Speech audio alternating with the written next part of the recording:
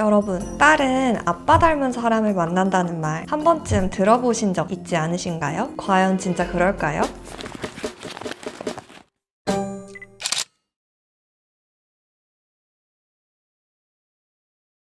저는 개인적으로 이성 취향이 확고한 편인데 사실 그 취향적 특징이 아빠와 크게 비슷하지는 않아요. 그렇다면 아빠를 닮은 사람을 파트너로 선택하는 경우와 그렇지 않은 경우, 이 두 가지 선택에는 어떤 메커니즘이 담겨 있을까요?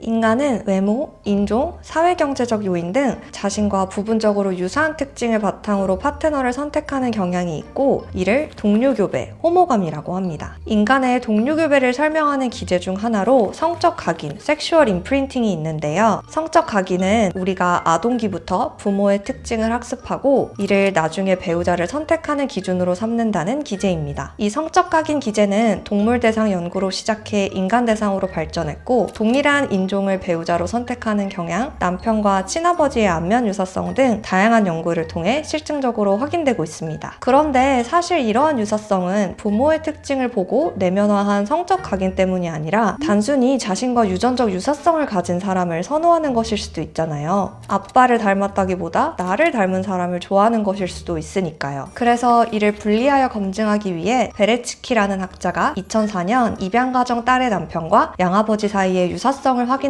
연구를 진행했어요. 그 결과 입양된 딸들은 유전적 연관성이 전혀 없는 양아버지와 얼굴이 똑 닮은 남편을 선택한다는 것이 확인되었습니다. 다시 말하자면 동료교배가 유전적 유사성이 아닌 어린 시절 이성 부모를 보면서 모델링한 사회화 학습의 결과가 맞았다는 것이죠. 그러면 여기서 더 구체적으로 들어가서 우리의 뇌는 부모의 어떤 특징을 배우자의 기준으로 정하는 걸까요? 단순히 전체적인 분위기일까요? 아니면 구체적인 단서가 있는 걸까요? 이에 대해 2003년 앤서니 리틀 교수는 아주 흥미로운 연구를 기획했습니다. 수백 명의 참가자를 대상으로 파트너와 부모의 눈 색깔 그리고 머리카락 색깔을 조사했습니다. 분석 결과 여성의 파트너는 아버지와 비슷한 특징을, 남성의 파트너는 어머니와 유사한 특징이 뚜렷하게 발견되었습니다. 그리고 여기서도 연구진은 나의 특징을 통제해 보았습니다. 앞서 말한 것처럼 이번에도 사람들이 부모가 아닌 단순히 나와 비슷한 사람에게 끌린 것일 수도 있으니까요. 하지만 연구진이 자신의 외모 변수를 통계적으로 통제한 후에도 이성 부모의 특징은 여전히 파트너의 외모를 예측하는 가장 강력한 변수였어요. 풀어 말하자면 사람들은 단순히 나의 눈동자, 나의 머리카락 색깔이 아닌 부모의 특징을 바탕으로 매력적인 이성에 대한 기준을 정한다는 것이었습니다. 우리는 어렸을 때부터 아빠의 눈, 아빠의 머리카락 색깔 등 꽤나 구체적인 특징을 바탕으로 매력적인 파트너에 대한 기준을 정한다고 볼 수 있겠습니다.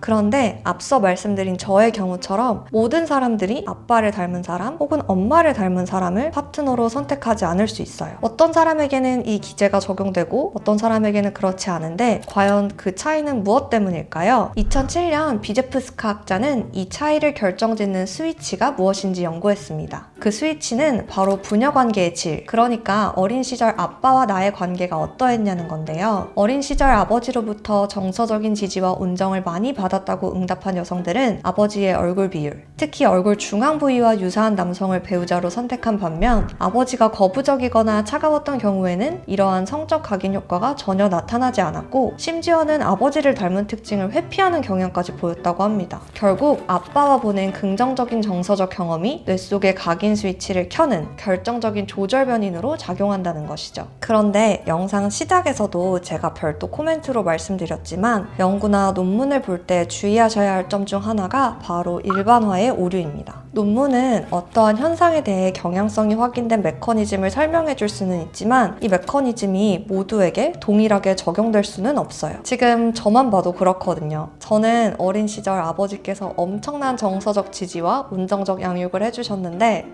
저는 아빠 닮은 파트너는 싫습니다.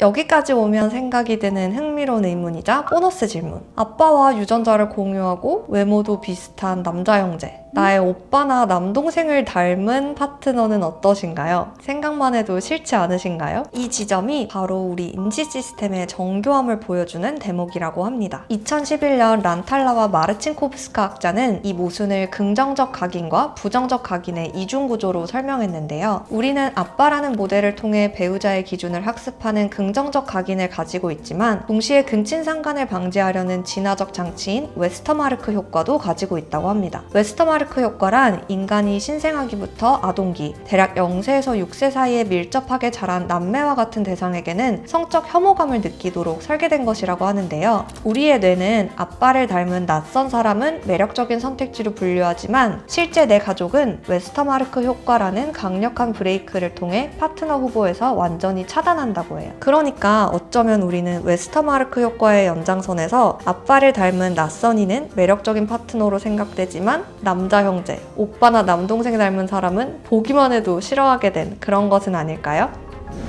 누군가에게 끌린다는 것이 단순히 우연적 취향의 결과가 아니라 어린 시절의 시각적 기억, 아빠와의 정서적 유대와 같은 오랜 시간에 걸쳐 축적된 설계도의 결과일 수도 있겠다는 생각이 드는데요. 저는 사실 조금 낭만파라 취향이고 뭐고 아빠를 닮았고 아니고를 떠나서 그냥 사랑의 신호가 핑 하고 오는 운명적인 만남도 분명히 있다고 생각해요. 그치만 내가 어떤 사람을 선택하느냐가 나의 내면 그리고 나의 어린 시절을 비추는 결과일 수도 있음을 생각하면서 오늘 살펴본 사랑의 메커니즘, 여러분의 생각은 어떠한지 댓글로 남겨주시면 감사하겠습니다. 그러면 앞으로도 흥미롭고 재밌는 논문 이야기로 돌아오겠습니다. 감사합니다. 안녕!